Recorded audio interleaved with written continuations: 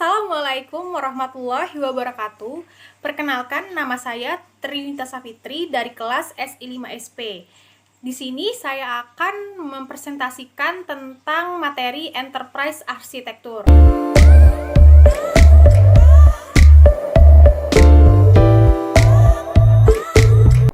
Pengantar Arsitektur Enterprise. Yang pertama yang kita bahas yaitu konsep arsitektur enterprise. Arsitektur dan enterprise. Arsitektur di sini yaitu sebuah konsep dasar dalam sistem yang terletak pada elemen-elemennya, hubungan dan serta prinsip dari perancangan dan evolusinya. Enterprise yaitu kumpulan organisasi yang memiliki tujuan yang sama dan produk akhir yang sama. Dan pengertian dari arsitektur enterprise yaitu pembelajaran yang dilakukan untuk menentukan suatu analisis, desain, perencanaan, dan pelaksanaan bagi suatu perusahaan. Hal ini juga dapat dilakukan untuk keberhasilan pengembangan dan pelaksanaan strategi tersebut. Selanjutnya yaitu di sini ada gambar dari model view, presentasi, dan analisis arsitektur yang membantu untuk menjembatani communication gap. Di sini ada gambar arsitek, lalu arsitek itu menciptakan suatu model, lalu akan dilihat dan dipresentasikan kepada stakeholder atau perusahaan yang terkait, lalu akan dianalisis lagi dan akan menjadi suatu produk yang terbaik. Selanjutnya yaitu manfaat arsitektur enterprise. Manfaatnya yaitu ada banyak. Yang pertama yaitu desain organisasi, proses-proses organisasional dan proses standar. Ketiga, pengembangan sistem. Keempat, manajemen IT dan pembuatan keputusan nilai IT. Selanjutnya kompleksitas IT, keterbukaan IT, dan manajemen risiko IT. Selanjutnya yaitu proses arsitektur enterprise.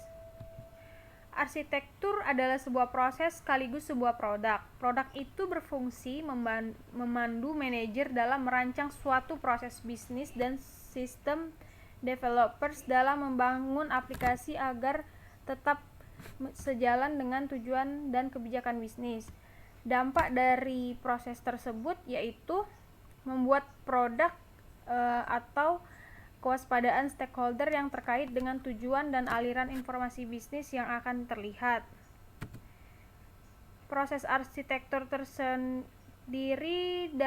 terdiri dari langkah-langkah yang membawa ide melalui tahapan perancangan dan implementasi yang akan menjadi sebuah sistem operasional. Dalam semua tahapan proses itu, komunikasi adalah yang paling penting. Ini adalah gambar proses arsitektur. Yang pertama yaitu kita harus menentukan ide agar dapat berjalan dengan baik. Dengan mempunyai ide yang baik, kita akan selanjutnya akan mendesain ide yang kita punya tersebut, lalu akan divisualisasikan dan diimplementasikan ke stakeholder atau perusahaan yang terkait. Lalu setelah diimplementasikan akan diolah dan dimanajemenkan lagi. Selanjutnya yaitu faktor pendorong arsitektur. Faktor-faktor di sini yaitu ada dua, yaitu penggerak internal dan eksternal. Yang pertama, yang internal, efektivitas digerakkan oleh adanya hubungan antara komponen enterprise dan bukan spesifikasi detail dari setiap komponen. Kalau eksternal, faktor di luar enterprise yang memaksa enterprise harus mengadopsi praktik-praktik arsitektur enterprise. Hambatannya yaitu ada tiga. Yang pertama, perencanaan jauh lebih komprehensif dan kaku daripada kebiasaan manajemen. Lalu kekurangan metodologi yaitu untuk membuat perencanaan. Yang ketiga, keberhasilannya itu tergantung pada budaya organisasi yang tersedia menerima konsep bahwa pengembangan perangkat lunak seharusnya bersifat arsitektur driven. Selanjutnya yaitu model arsitektur enterprise.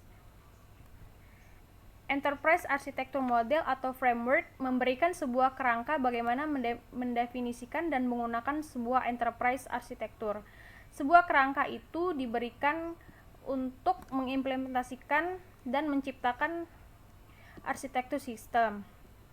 Di sini terdapat 3 komponen utama, yaitu pandangan, metode, dan pelatihan. Pandangan di sini memberikan mekanisme untuk mengkomunikasikan dan mengintegrasikan informasi. Metode menyediakan disiplin untuk mendapatkan dan mengorganisasi data dan membangun pandangan yang dapat menciptakan integritas, keakuratan, dan kelengkapan. Selanjutnya, pelatihan yaitu mendukung aplikasi dari metode dan menggunakan peralatan-peralatan. Di sini adalah gambar dari framework atau modelnya. Yang pertama itu ada Management Challenge, Information Technologies, Foundation Concept, a Development Process, Business Application, dan Informasi Sistem. Informasi Sistem itu bagian dari kelima itu adalah bagian dari informasi sistem.